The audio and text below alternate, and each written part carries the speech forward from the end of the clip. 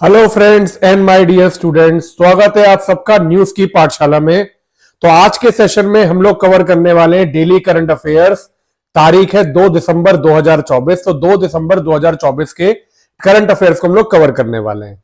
ये पहला लेक्चर ऐसा है जिसमें हम लोग तीनों चीजों कवर करेंगे। सबसे पहले हम लोग देखेंगे हेडलाइंस आज की, उसके बाद उसके बारे में पढ़ेंगे, उसके बारे में एक्सप्लेनेशन पढ़ेंगे, उसकी स्ट्रेटेजी के बारे में पढ़ेंगे, और लास्ट में अगर आपको ये करंट अफेयर्स आते हैं तो नीचे दिए हुए लिंक में इसी से रिलेटेड आपको क्वेश्चन भी मिल जाएंगे। आप वो क्वेश्चन अटेम्प्ट करके अपने करंट अफेयर्स को डेली चेक कर सकते हो, रिवाइज कर सकते हो कि आपके करंट अफेयर्स कितने तैयार हैं। तो चलिए विदाउट डिले स्टार्ट करते हैं। तो आज के देखिए हम लोग सबसे पहले बात करेंगे आज के मेजर डेज की। तो अगर मैं बात करूं 2 दिसंबर, तो 2 दिसंबर को मैं पहले रिवाइज करा दूं। तो 1 दिसंबर को अगर आप बात करें कौन कौन से दिन थे, तो 1 दिसंबर को सबसे जरूरी दिन था वर्ल्ड एड्स डे।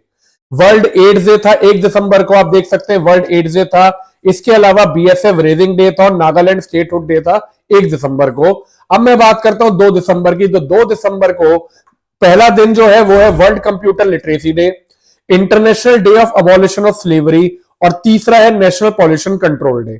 आपको नाम पढ़ के लग रहा होगा नेशनल पॉल्यूशन कंट्रोल डे कुछ पॉल्यूशन से रिलेटेड है, लेकिन ये आपको एक बहुत जरूरी दिन है जिसके बारे में आपको आगे डिस्कस करूंगा। तो ये तीनों दिन के बारे में जानेंगे हम लोग कि ये क्यों सेलिब्रेट किए जाते हैं और क्या इनका रीजन है, क्या स्कीम है जिसमें भी है, ये सारी चीजें पढ़ेंगे। अब तो चलिए स्टार्ट करते हैं। तो विदाउट डिले अब हम लोग सबसे पहले जो पढ़ने जा रहे हैं वो है आज की हेडलाइंस। सबसे पहले हम लोग जानते हैं 2 दिसंबर की हेडलाइंस के बारे में। तो सबसे पहले हम लोग बात करेंगे दूसरा ऐसा भारतीय जो कि चेस में ईलो रैंकिंग में 2800 प्लस 2800 से ऊपर की रेटिंग पे पहुंचा है। तो इंडिया में जो चेस है वो अब धीरे धीरे बहुत प्लेयर्स के नाम आगे आ रहे हैं। पहले तो खाली एक विश्वनाथन आनंद जी का नाम था जो कि वर्ल्ड चैंपियन थे, लेकिन आज की डेट में बहुत सारे ऐसे इंडियंस हैं जो कि क्षमता रखते हैं वर्ल्ड चैंपियन बनने की और इंडिया का नाम चेस में आगे ले जाने की। अभी आपने रिसेंटली न्यूज में ये भी पढ़ा होगा, एक 3 साल का बच्चा जिससे यंगेस्ट प्लेयर बना कोलकाता का, जैसे 5 रैंकिंग मिली। 8 साल के बच्चे ने भी क्या कहते हैं यंग चेस चैंपियनशिप जीती, वो भी इंडिया से ही था। अब ऐसा दूसरा इंडियन के बारे में जानेंगे जो कि चेस की 2800 प्लस रैंकिंग को बीट कर गया, मतलब उसके आगे पहुंच गया। और ये कोई छोटी बात नहीं है, जैसे किसी ने ये इसी के बराबर है जैसे किसी ने क्रिकेट में 10,000 रन पूरे किए हैं। तो हम लोग सबसे पहले ये जानेंगे। दूसरा हम लोग जानेंगे भारत का जलवा Syed Modi India international game में किस तरह से बैडमिंटन, सैयद मोदी इंटरनेशनल एक बैडमिंटन टूर्नामेंट है, तो किस तरह से इंडिया ने 5 में से कितने गेम्स जीते और क्या इंडिया ने अपना नाम उसमें दर्ज कराया, उसके बारे में जानेंगे। तीसरी हम लोग बात करेंगे Asia Oceania meteorological satellite users conference. इस कॉन्फ्रेंस को कहां पे किया जा रहा है, इस कॉन्फ्रेंस में क्या होता है, इन सारी चीजों के बारे में जानेंगे। नेक्स्ट हम लोग बात करेंगे जीवन प्रमाण योजना। ये योजना जो है ये मेनली पेंशनर्स के लिए है। तो ये योजना क्या है, उससे जितने भी हमारे सीनियर सिटीजन है जिन्हें पेंशन मिलती है उन्हें क्या फायदे हो रहे हैं, इसके बारे में बात करेंगे। अगली हम लोग बात करेंगे यूपीआई। यूपीआई इंडिया का एक ऐसा पेमेंट गेटवे है, आपका वो डिजिटल इनिशिएटिव है जिसे पूरा दुनिया जो है वो फॉलो करना चाहती है। बहुत कम दुनिया में ऐसे नेशन है जिसमें यूपीआई लॉन्च है। तो कैसे यूपीआई के बारे में जानेंगे, कैसे उसने डिजिटल पेमेंट इंडिया में रिवॉल्यूशनाइज कर दिया है और क्या क्या स्टेप लिए गए हैं, ये सारी चीजों के बारे में बात करेंगे। नेक्स्ट हम लोग बात करेंगे सिनबैक्स। अब मैं सिनबैक्स के बारे में ज्यादा भी नहीं बता रहा। सिनबैक्स क्या है, ये एक इंपॉर्टेंट है फॉर आप योर मल्टीपल चॉइस क्वेश्चन, तो इसके बारे में बात करेंगे। नेक्स्ट हम बात करेंगे India Malaysia joint military exercise. अभी लास्ट लेक्चर में मैंने डिस्कस किया था इंडिया सिंगापुर की ज्वाइंट मिलिट्री एक्सरसाइज। ऐसे इंडिया अलग अलग कंट्री के साथ ज्वाइंट मिलिट्री एक्सरसाइज करती है, तो मलेशिया के साथ ज्वाइंट मिलिट्री एक्सरसाइज कर रही है, उसके बारे में जानेंगे। नेक्स्ट हम लोग बात करेंगे forest cover in India. India का फॉरेस्ट कवर कितना है, कितनी, कौन सा स्टेट ऐसा है जिसमें सबसे ज्यादा फॉरेस्ट कवर है, ये सारा बातें जानेंगे। फिर हम लोग बात करेंगे हमारे 3 डेज जो कि 2 दिसंबर को सेलिब्रेट किए जाते हैं, world computer literacy day, international day of abolition of slavery and national pollution control day. तो ये है आज की हेडलाइन। पर जैसा मैंने कहा पिक्चर अभी बाकी है मेरे दोस्त यहां, क्योंकि जैसा मेरी हर बार कोशिश रही है कि हर एक, देखो क्या होता है, करंट अफेयर्स हमने पढ़ लिए लेकिन उससे रिलेटेड जब तक हम लोग क्वेश्चन अटेम्प्ट नहीं करेंगे हमें वो चीज रिटेन नहीं रहती है। तो आपने अगर ये करंट अफेयर्स की वीडियो देख ली और इसके अलावा मैंने अलग एक लेक्चर में आज से रिलेटेड 42 एमसीक्यूज करंट और स्टैटिक जीके के बनाए हैं, उसको आप अटेम्प्ट जरूर करिएगा। तो ये हमेशा लेक्चर दो पार्ट में है, पहले पार्ट में हेडलाइंस डिस्कस करना और दूसरे पार्ट में इससे रिलेटेड एमसीक्यू अटेम्प्ट करना, और इसके अलावा भी जो छोटे छोटे करंट अफेयर्स जो हो रहे हैं अराउंड इंटरनेशनल अफेयर्स, वो सारे भी एमसीक्यू में आपको मिल जाएंगे। लेकिन अगर आपको ये हेडलाइंस पढ़ते हैं और इसके बारे में आप जानते हैं तो आप डायरेक्टली एमसीक्यू जाके भी अटेम्प्ट कर सकते हैं। लेकिन जरूर हर एक पेपर, कोई भी आप कॉम्पिटिटिव पेपर दे रहे हैं, एमसीक्यूज और ये करंट अफेयर्स जरूर कवर करिएगा, क्योंकि क्वेश्चंस इन्हीं में से आते हैं और जिस तरह के क्वेश्चन बनते हैं मैंने कोशिश की है कि आपको उन्हीं तरह के क्वेश्चंस का पूरा आइडिया हो और आप उसे अच्छे से अटेम्प्ट कर सकें। तो चलो स्टार्ट करते हैं। सबसे पहले बात करते हैं second Indian to reach gold standard Elo rating. तो मैंने अभी आपको बताया दूसरे ऐसे इंडियन जो कि स्टैंडर्ड इलो रेटिंग के 2800 प्लस पे पहुंचे हैं, वो है ग्रैंड मास्टर अर्जुन इरिगासी। जी हां, इंडिया के अर्जुन इरिगासी जो है वो सेकंड इंडियन बने आफ्टर लेजेंडरी विश्वनाथ आनंद, जो और वर्ल्ड वाइड पूरे भारत की बात भी नहीं कर रहा, भारत में तो ये दूसरे है ही, पूरे वर्ल्ड में 16वें ऐसे आदमी हैं जो कि गोल्ड स्टैंडर्ड इलो रेटिंग 2800 को क्रॉस किया है, which is a very big thing. इन्होंने अपना नाम हिस्ट्री में दर्ज करा दिया है। अर्जुन इरिगासी, खाली इंटरेस्टिंग बात क्या है, ये 21 साल के हैं। At 21 years of age, he is the second youngest player in world to reach this level. तो 21 साल के अभी, तो देखो आगे आगे क्या करेंगे। तो अब बात करते हैं, देखो ये समझते हैं गोल्ड स्टैंडर्ड इलो रेटिंग होती क्या है। तो देखो जैसे हर जगह नंबर रैंकिंग होती है, ऐसी जो चेस में रैंकिंग होती है उस रैंकिंग को हम लोग इलो रेटिंग से कहते हैं। तो ऐसा नहीं है कि इलो रेटिंग खाली चेस में, लेकिन chess is one of the game जिसमें इलो रेटिंग को यूज किया जाता है। Elo rating system is a ranking system to measure the skills of the player which qualify where the world top chess player rank. तो जैसे जैसे आपका level बढ़ता है वैसे वैसे आपकी जो रैंकिंग होती है इलो रेटिंग, जैसे फाइड रैंकिंग भी कहते हैं या फाइड रेटिंग भी कहते हैं, वो बढ़ती जाती है। अब चेस में ये जो रैंकिंग है ये मॉनिटर करता है FIDE, which is international chess federation, जो कि maintains and update the ranking of professional chess player. तो जितने भी प्रोफेशनल चेस प्लेयर होते हैं उनकी रैंकिंग को ये फाइड जो है वो आपका मेंटेन करता है। ठीक है, इसके अलावा जो जरूरी चीज है वो आपको ये पता होनी चाहिए, इलो सिस्टम जो था it was created by Hungarian American Arpad Elo. Hungarian American इसलिए कहा जाता है क्योंकि ये पैदा तो हंगरी में हुए थे, लेकिन वर्ल्ड वॉर 1 के टाइम पे ये माइग्रेट होकर अमेरिका में आ गए थे। He was a famous chess player and a physics professor जिसने अर्पर्ट इलो नाम था, जिससे इलो रेटिंग डिस्कवर की थी। इलो रेटिंग सिस्टम जो था वो पहले यूएस चेस फेडरेशन ने अडॉप्ट किया था 1960 में, एंड 1970 में it was adopted by FIDE. तो ये छोटी छोटी चीजें 1970 में फाइड ने अडॉप्ट किया, हंगेरियन अमेरिकन अर्पर्ट इलो ने डिस्कवर किया। इंटरनेशनल चेस फेडरेशन फाइड को कहते हैं। इलो रेटिंग में अर्जुन इग्रेसी जो है वो दूसरे भारतीय प्लेयर है, विश्वनाथन का, ये आपको पता होना चाहिए। तो Elo rating is used to determine the strength of chess player, और जो टाइटल्स होते हैं जैसे grand master, international master, FIDE master, ये फाइड की रैंकिंग में एंटर करना, ये सारी चीजें जो होती है ये आपको इसी रेटिंग के बेस पे दी जाती है। अब क्वेश्चन ये आता है कि रेटिंग काम कैसे करती है। तो देखो होता क्या है कि ये जो रेटिंग है ये बेसिकली प्रोबेबिलिटी बेसिस पे काम करती है। फॉर एग्जांपल मान लो दो प्लेयर है ए और बी, एक की रैंकिंग है 1400 और एक की रैंकिंग 1800। अब ये रैंकिंग अगर ए और बी की है 1400 और 1800, तो अगर ये प्रोबेबिलिटी होगी कि जिसकी रैंकिंग ज्यादा है वो जीतेगा। तो अगर बी ए से जीत जाता है, मतलब जिसकी रैंकिंग ज्यादा है वो कम रैंकिंग वाले से जीत जाता है, तो उनकी रैंकिंग में ज्यादा फर्क नहीं पड़ता। बी को थोड़े से ज्यादा पॉइंट मिल जाएंगे, मतलब 1-2 पॉइंट बढ़ जाएगा और एक 1-2 पॉइंट घट जाएंगे। लेकिन अगर ये उलटफेर हो जाता है, अगर ए बी को हरा देता है और इसके ये कम रैंकिंग है और ये ज्यादा है, then there is a difference, क्योंकि प्रोबेबिलिटी इसकी ज्यादा थी जीतने की, लेकिन इस प्रोबेबिलिटी को उलटफेर करते हुए कम रैंकिंग वाले ने जब ज्यादा रैंकिंग वाले को हराता है तो उसकी रैंकिंग सब्सटेंशियली इंक्रीज करती है और इसकी रैंकिंग सब्सटेंशियली डिक्रीज करती है। ऐसा नहीं होता इंटरचेंज हो जाएगी, लेकिन हाँ इसकी रैंकिंग गिरेगी बी की और ए की बढ़ती है। तो this is the way this ranking system work. Player, अब बात करते हैं जिन प्लेयर की 2800 प्लस हाईएस्ट इलो रेटिंग है, इसमें आपको क्या क्या याद रखना है। 28 रेटिंग क्लब जो होता है it is an exclusive club of chess. सबसे हाईएस्ट रैंकिंग आज तक की सबसे हाईएस्ट रेटिंग जो है that is hold by Magnus Carlsen. Magnus Carlsen जो है वो नॉर्वेजियन प्लेयर हैं, इनकी सबसे हाईएस्ट रेटिंग है जो कि 2882 तक पहुंचे। अभी इस टाइम पे इनकी रैंकिंग जो है वो थोड़ी कम है, लेकिन 2850 से ऊपर ही है। और दुनिया में खाली 2 ऐसे प्लेयर हैं जिनकी रैंकिंग जो है वो 2850 से ज्यादा हुई है। दूसरा टॉपिक है Syed Modi India international title. आज के जो 2024 में टूर्नामेंट हुआ है Syed Modi India international title, PV Sindhu और लक्ष्य सेन ने दोनों ने गोल्ड मेडल जीते हैं इस गेम में। पीवी सिंधु ने वुमेन सिंगल में, लक्ष्य सेन ने मेन सिंगल में। तो ये टूर्नामेंट लखनऊ में हुआ था और हर साल लखनऊ में ही होता है, ये चीज आपको ध्यान रखनी है। इंडिया लखनऊ इंडिया में 2024 में भी हुआ। तो विनर्स जो थे इस टूर्नामेंट के, लक्ष्य सेन मैन सिंगल, इनकी ये पहली विन थी, ये आपको ध्यान होना चाहिए। PV Sindhu India women single तीसरी जीत थी इनकी। 2017 और 22 में इन्होंने पहले भी टूर्नामेंट ही जीता है, this was the third win. हुंगडी एंड लियो यांग चाइना के, इन्होंने मैन डबल्स जीता।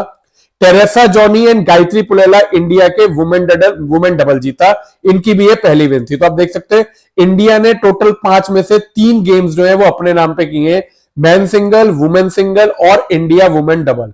ये तीनों जो गेम है वो इंडिया के अपने नाम पे किए हैं और लास्ट में थाईलैंड ने मिक्स डबल जीता है। अगर मैं बात करूं सैयद मोदी इंडिया इंटरनेशनल की, तो ये एनुअल बैडमिंटन टूर्नामेंट है। तो स्पोर्ट्स कौन सी है? Badminton tournament. कहां पे होता है? लखनऊ इंडिया में होता है। Tournament is part of world tour super 300। ये टूर्नामेंट वर्ल्ड टूर सुपर 300 का पार्ट है, जो कि बैडमिंटन वर्ल्ड फेडरेशन ऑर्गेनाइज करती है।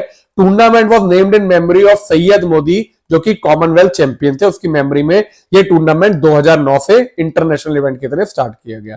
इस टाइम पे 2009 से अगर 2024 तक की बात करें तो इंडिया जो है वो टॉप करती है इस टूर्नामेंट को, जिसमें टोटल 17 विन है, 7 man single, 6 women single, 1 women double और 3 मिक्स डबल। तो this is all about Syed Modi India international, जो कि आपको ध्यान रखना है। ये आपका करंट का हो गया और इसके नीचे जो है ये स्ट्रेटेजी की हो गई। नेक्स्ट बात करते हैं Asia Oceania meteorological satellite user conference. तो ये जो कॉन्फ्रेंस है, ये 14th कॉन्फ्रेंस जो है, ये अब की बार न्यू दिल्ली इंडिया में होने जा रही है फ्रॉम 4 से 6 दिसंबर। तो इंपॉर्टेंट ये है कि अगर ये कॉन्फ्रेंस कहां पे होने जा रही है अब की बार, इंडिया में होने जानी है, विच इज 14th कॉन्फ्रेंस। तो इंडिया में आजकल बहुत सारी कॉन्फ्रेंस हो रही है, अभी आपको पता है WTF से भी हुआ, अभी ये भी हो रहा है, इसके अलावा अभी ICA का भी प्रतिवेदन में हुआ था। तो ऐसे इंडिया बहुत सारी कॉन्फ्रेंस कर रहा है जो आपको ध्यान रखनी है। तो Asia Oceania meteorological satellite user conference ये इंडिया में होगी। एंड ये इंडिया में होस्ट कौन कर रहा है? इंडिया मेट्रोलॉजिकल डिपार्टमेंट इसे होस्ट कर रहा है under ministry of earth sciences.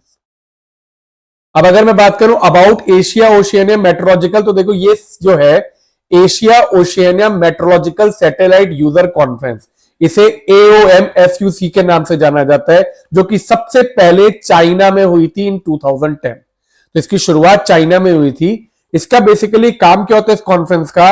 एक डायलॉग और ये कोलैबोरेशन इंप्रूव करती है between different space agency related to satellites का वेदर, क्लाइमेट, किस तरह से काम होना है, डिजास्टर मिटिगेशन, इन सारी चीजों पे काम करने के लिए ये कॉन्फ्रेंस की जाती है। It is a premier event for meteorologists or scientists, satellite operators from across the region and the globe. तो अभी तक इंडिया में ये जो कॉन्फ्रेंस हो रही है 14th हो रही है। अभी तक चाइना में 3 बार हो चुकी है, जापान में 3 बार हो चुकी है कॉन्फ्रेंस, कोरिया में 3 बार हो चुकी है। तो ये 3 कंट्री ऐसी हैं, चाइना, जापान, कोरिया, जिसमें 3 बार हो सकी कॉन्फ्रेंस। ऑस्ट्रेलिया में 2 बार हुई है, रशिया और इंडोनेशिया। तो एक तरह से आप कह सकते हो इंडिया 7th कंट्री है जो कि इस कॉन्फ्रेंस को होल्ड कर रही है। और इसमें इंडिया, एशिया और ओशियानिया रीजन के जो कंट्रीज है वो मेंबर्स हैं। नेक्स्ट बात करते हैं जीवन प्रमाण योजना। तो जीवन प्रमाण योजना न्यूज में इसलिए क्योंकि अभी अभी डिजिटल लाइफ सर्टिफिकेट 3 कैंपेन जो खत्म हुई है, जिसमें total 1,30,00,000 DLC digital life certificate issue किए गए। तो ये DLC है, digital life certificate, it is a part of जीवन प्रमाण योजना। तो जीवन प्रमाण योजना है क्या? पेंशनर्स के लिए ये फैसिलिटी निकाली गई है। It is a biometric enabled facility, जिसमें पेंशनर्स को जाने की जरूरत नहीं है कि आप जाके ही अपने लिविंग होने का सबूत नहीं देना है। ये 2014 में लॉन्च की गई थी, जहां पे गवर्नमेंट क्या करती है, they issue digital life certificate. तो जितने भी पेंशनर है, चाहे सेंट्रल गवर्नमेंट, स्टेट गवर्नमेंट या किसी भी गवर्नमेंट ऑर्गेनाइजेशन के, ये इस फैसिलिटी का बेनिफिट ले सकते हैं। अब बात करते हैं next UPI, unified payment interface, revolutionary payment in India. तो ये न्यूज में क्यों है? अब की बार रिपोर्ट में यह आया अक्टूबर 2024 में यूपीआई के through total 16 billion transaction worth ₹23.49 lakh crore, मतलब 24 लाख करोड़ रुपए जो है वो यूपीआई के थ्रू इंडिया में पास हुए हैं from one bank account to other, which is a very big thing. तो अगर मैं बात करूं यूपीआई की या यूनिफाइड पेमेंट इंटरफेस की, तो इट वाज लॉन्च्ड इन 2016, ये आपको ध्यान होना चाहिए। किसने लॉन्च किया? National payment corporation of India, NPCI, national payment corporation of India. It makes easy to send and receive by just scanning QR code और using a user phone number. तो आप क्यूआर कोड या phone number से पैसे एक bank account से दूसरे bank account में सेंड कर सकते हैं। Unlike most digital payment system, amount जो होता है it will get directly debited और credited to the linked bank account, जो कि नंबर से लिंक है। इसी के अलावा यूपीआई के अलावा एक यूपीआई लाइट भी होता है, जिसमें आपको पिन या पिन की जरूरत नहीं होती है, लेकिन इसमें क्या होता है, लिमिट होती है 500 रुपए पर ट्रांजैक्शन। आप 500 से ज्यादा एक ट्रांजैक्शन में नहीं कर सकते हो, या 4000 रुपए से ज्यादा आप ट्रांसफर नहीं कर सकते हो इन टोटल कितने भी अकाउंट में मिला। मतलब 500 से ज्यादा नहीं कर सकते हो, तो मैक्सिमम 8 अकाउंट को 500 रुपए ट्रांसफर कर सकते हो, या अगर आप कम अमाउंट कर रहे हो तो नंबर ऑफ अकाउंट ज्यादा बढ़ सकते हैं। इस टाइम पे यूपीआई जो है, इंडिया का यूपीआई खाली नेशनल नहीं, इंटरनेशनल लेवल पे भी कुछ कंट्रीज है जो कि इंडिया के यूपीआई को एक्सेप्ट करती हैं, which is UAE, Singapore, Bhutan, Nepal, Sri Lanka, France, Mauritius. तो ये टोटल 7 कंट्री हैं जो कि इंडिया के यूपीआई को एक्सेप्ट करती हैं। सबसे पहली कंट्री यूपीआई पेमेंट के लिए इंडिया के बाहर थी भूटान, और फ्रांस जो है it is one of the first country in Europe to access UPI payment. ये सब था यूपीआई के बारे में। अब बात करते हैं, यूपीआई जो है लॉन्च किया था national payment corporation of India. तो national payment corporation of India जो है एक इंडिया की पीएसयू है, जिसे रिजर्व बैंक ऑफ इंडिया और आईबीए, इंडियन बैंक्स एसोसिएशन ने एस्टेब्लिश किया था under payment and settlement system act.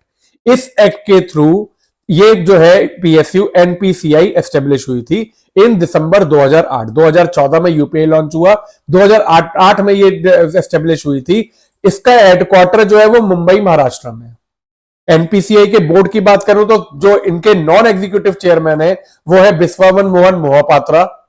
इसके अलावा रिजर्व बैंक ऑफ इंडिया के मेंबर्स होते हैं, नॉमिनीज होते हैं। 10 कोर प्रोमोटर बैंक है एनपीसीआई में, टोटल 10 प्रोमोटर बैंक है, तो कोर प्रोमोटर बैंक कह सकते हैं, मेन प्रोमोटर बैंक जो कि एनपीसीआई को प्रमोट करते हैं, उनके नॉमिनीज होते हैं। अभी जो एमडी और सीईओ है वो है दिलीप आसबे, और इससे पहले थे एपी हुड्डा। अब बात कर सकते हैं services launch by NPCI, Aadhaar enabled payment system, Bharat bill payment system, Bharat QR, Bhim and Bhim आधार पे, check transaction system, digital rupee, IMPS की भी फैसिलिटी लॉन्च की है, national automate clearing house, national common mobility card, इसके अलावा रुपे, यूपीआई, ये सारी जो फैसिलिटीज है एनपीसीआई ने लॉन्च की है। तो इंडिया को एक डिजिटल नेशन में ले जाने का काम जो है वो एनपीसीआई कर रहा है at national and international level. Next हम लोग बात करते हैं, एक छोटी सी न्यूज है। सबसे पहला edition of joint table top exercise जिसका नाम है CINBAX. CINBAX joint table top exercise है between Indian army and Cambodian army, जो कि पुणे में हो रही है फ्रॉम 1 दिसंबर से लेके 8 दिसंबर तक। ये जो है सिनबैक्स जो है वो पुणे में हो रही है between Indian army and Cambodian army. तो अभी आपने सिंगापुर का पढ़ा था, अग्नि वॉरियर्स। अब आपका इंडियन आर्मी और कंबोडियन आर्मी जो है, ये इसका जो एक्सरसाइज हो रही है इसका नाम है सिनबैक्स। नेक्स्ट हम लोग बात करते हैं हरिमाऊ शक्ति। अब हरिमाऊ शक्ति क्यों न्यूज में? 4th edition of India Malaysia joint military exercise. तो इंडिया मलेशिया की जो जॉइंट मिलिट्री एक्सरसाइज है उसका नाम है हरिमाऊ शक्ति। It is a 4th addition जो हो रहा है वो मलेशिया में हो रहा है हरिमाऊ शक्ति। ये एक्सरसाइज जो है वो 2 से 15 दिसंबर तक इंडिया मलेशिया की जॉइंट एक्सरसाइज हरिमाऊ शक्ति मलेशिया में हो रही है। तो हरिमाऊ शक्ति is an annual training event conducted alternatively in Indian Malaysia. पिछले साल इंडिया में हुई थी एट मेघालय, अब की बार मलेशिया में हो रही है। तो ऐसे ऑल्टरनेटिवली, तो हर एक कंट्री के, मैंने आपको बताया इंडिया की मिलिट्री एक्सरसाइज बाइलेटरल होती रहती है। तो कंबोडिया का आपने देख लिया, कंबोडिया का नाम क्या है? अभी आपने देखा कंबोडिया का नाम है सिनबैक्स, मलेशिया का नाम है हरिमाऊ शक्ति। तो ये आपको नाम याद होने चाहिए और कौन सी कंट्री के साथ हो रहे हैं। अगली हम बात करते हैं फॉरेस्ट कवर इन इंडिया। तो अभी एक पार्लियामेंट क्वेश्चन में इंडिया फॉरेस्ट पार्लियामेंट सेशन चल रहा है, तो इंडिया के फॉरेस्ट कवर के बारे में बताया गया है। तो as per the latest India state of forest report ISFR, India state of forest report 2021, जो टोटल फॉरेस्ट कवर है कंट्री का डेट इज 7,13,789 स्क्वायर किलोमीटर, जो कि इंडिया के ज्योग्राफिकल एरिया का 21.7% फॉरेस्ट कवर में वो है। तो इंडिया का 21.7% इज कवर्ड बाय फॉरेस्ट। ये रिपोर्ट जो है वो फॉरेस्ट सर्वे ऑफ इंडिया जो है वो हर 2 साल में एक बार पब्लिश करता है। अगर मैं बात करूं मैक्सिमम फॉरेस्ट कवर की, तो सबसे पहले मध्य प्रदेश, फिर अरुणाचल प्रदेश, फिर छत्तीसगढ़, फिर उड़ीसा और महाराष्ट्र। ये 5 स्टेट ऐसे हैं which are compromise maximum forest cover in India. तो सबसे ज्यादा फॉरेस्ट कवर इंडिया में मध्य प्रदेश में, फिर Arunachal Pradesh, then Chhattisgarh, then Orissa, then Maharashtra. Next हम लोग बात करते हैं world computer literacy day. World computer literacy day हर साल 2 दिसंबर को मनाया जाता है। तो अब सबसे हैरानी की बात यह है, ये 2001 में स्टार्ट हुआ था और ये world computer literacy day Indian company NIIT ने स्टार्ट किया था। तो जब इसके एनआईआईटी को 20 साल पूरे हुए थे 2001 में, तो to make people aware and importance of computer literacy, India ने एनआईआईटी ने शुरू किया था 2001 में। उस टाइम पे कंप्यूटर वाज बूमिंग फील्ड, तो उस टाइम पे कंप्यूटर लिटरेसी डे स्टार्ट हुआ था और ये सेलिब्रेशन बिगेन हुआ था जब members of parliament were provided computer training in the presence of then prime minister Atal Bihari Vajpayee. तो श्री अटल बिहारी वाजपेयी के प्रेजेंस में ये पार्लियामेंट में मेंबर्स को ट्रेनिंग दी गई थी कंप्यूटर की, और उस टाइम पे world computer literacy day start हुआ। तो India is the Pioneer for starting world computer literacy day. Next बात करते हैं international day of abolition of slavery. तो 2 दिसंबर को वर्ल्ड कंप्यूटर लिटरेसी डे के अलावा international day of abolition of slavery भी होता है। It is held every year on December 2, जो कि स्टार्ट किया था UNGA, United nation general assembly ने इन 1986। तो 1986 में स्टार्ट किया था, लेकिन it adopted with the anniversary of 1949 में एक कन्वेंशन अडॉप्ट हुआ था, convention for the suppression of the traffic in person end of the exploitation of prostitution of other. तो इसके 1949 में, इसी के एनिवर्सरी के दिन 1986 में ये international day of abolition of slavery start हुआ था। तो ईयर 2000, इसके अलावा ये और याद रखना, ईयर 2004 जो है, इट वो यूनाइटेड नेशन ने उसे डिक्लेयर किया था as an international year to commemorate the struggle against slavery and its abolition. एक ईयर 2004, एक 1986 में होता है, 2 दिसंबर 1986 को ये डे मनाया जाता है। अब चलते हैं लास्ट हेडिंग पे, नेशनल पॉल्यूशन कंट्रोल डे। तो हर साल इंडिया में नेशनल पॉल्यूशन कंट्रोल डे मनाते हैं 2 दिसंबर को। अब ये दिन जो होता है वो पॉल्यूशन को कंट्रोल करने के लिए, बल्कि ये हाईलाइट करने के लिए कि पॉल्यूशन के क्या क्या नुकसान हो सकते हैं इंडस्ट्री में, अगर प्रॉपर्ली पॉल्यूशन को नहीं ध्यान दिया जाए तो क्या नुकसान हो सकते हैं। तो it remember those who lost their life in Bhopal gas tragedy. तो भोपाल गैस ट्रेजेडी में जो सब जानों का नुकसान हुआ था, करीब 50,000 लोग मारे गए थे, उनको याद करने के लिए नेशनल पॉल्यूशन कंट्रोल डे हर साल 2 दिसंबर को मनाया जाता है। तो the day highlight the importance of implementing effective pollution control measure and fostering awareness about the dangers of environmental contamination. अब की बार की नेशनल पॉल्यूशन डे की थीम है clean air green earth a step towards sustainable living. ये अब की बार की थीम है। अब बात करते हैं भोपाल गैस ट्रेजेडी की। Bhopal gas tragedy was a chemical leak from A pesticide plant in Madhya Pradesh, capital Bhopal. 2 और 3 दिसंबर को एक पॉइजनस केमिकल है मिथाइल आइसोसाइनेट और कुछ और केमिकल जो थे वो पेस्टिसाइड प्लांट से लीक कर गए, जिससे भोपाल जो सिटी थी वो एकदम से गैस चैम्बर बन गया और इंस्टेंटली करीब 1500 से 2000 लोग तो इंस्टेंटली उसी समय खत्म हो गए थे, और इसके अलावा उसके आफ्टर इफेक्ट भी रहे थे, और टोटल कैजुअलिटी अराउंड 25 से 30,000 बताई जाती हैं after toxic methyl isocyanate gas leaked and spread in atmosphere. तो इंडिया के एक बहुत मेजर ट्रेजेडी मानी जाती है भोपाल गैस ट्रेजेडी, जिसे याद करने के लिए नेशनल पॉल्यूशन कंट्रोल डे जो है वो एस्टेब्लिश किया गया था। तो ये थी आज की 11 हेडलाइन। अगर आपको ये हेडलाइन समझ में आ गई हो तो अगले लेक्चर में जो नीचे लिंक दिया है, आप इससे रिलेटेड क्वेश्चन अटेम्प्ट कर सकते हैं, जिससे आपका प्रॉपर रिवीजन हो जाए। तो जो लोग नए आए हैं प्लीज मेरे चैनल को सब्सक्राइब जरूर करिए, लेक्चर को लाइक करिए, कमेंट करिए आपको कैसा लगा, और क्वेश्चंस जरूर अटेम्प्ट करिएगा, जिससे कि आपको प्रॉपर रिवीजन खत्म हो सके। तो मिलते हैं अगले लेक्चर में और नई हेडलाइंस के साथ। तब तक के लिए टेक केयर।